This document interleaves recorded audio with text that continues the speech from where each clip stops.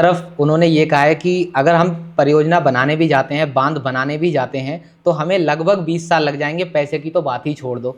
और दूसरी तरफ वहीं खान सर जो हैं, एक बहुत ही अच्छे मोटिवेशनल स्पीकर हैं, टीचर हैं, उन्होंने ये कहा है कि जब तक ये ट्रीटी सस्पेंड हो रखी है, हम तब तक एक बांध बना सकते हैं।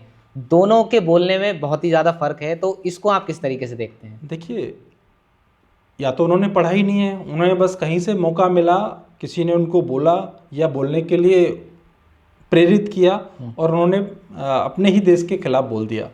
अगर वो स्टडी करेंगे तो जब तक उस समझौते को खारिज नहीं करेंगे, सिंधु समझौते को, तब तक वहाँ भी कोई बांध कार्य निर्माण नहीं हो सकता। बिल्कुल। तो सबसे पहले तो मैं प्रधानमंत्री जी को, अपनी सरकार को बधाई देता हूँ कि वो इतना कठोर निर्णय उन्होंने लिया।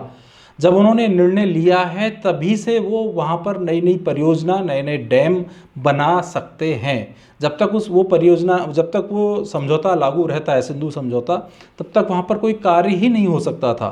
तो शुरुआत कहाँ से होती है? शुरुआत तो जीरो से होती है, पहले स्टेप से होती है। पहला स्टेप ले लिया गया है।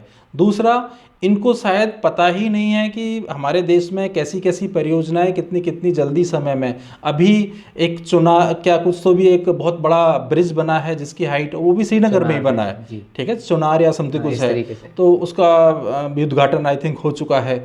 तो मेरे हिसाब से उनको पता ही नहीं है अपनी देश की क्षमताओं के बारे में। अभी भी वो पुराना समय कभी रहा होता होगा, किसी पुरानी सरकार के समय में जो सालों लगते थे किसी परियोजना को पूरा होने में, अभी भी वो उसी दौर में जी रहे हैं, मुझे ऐसा लगता है।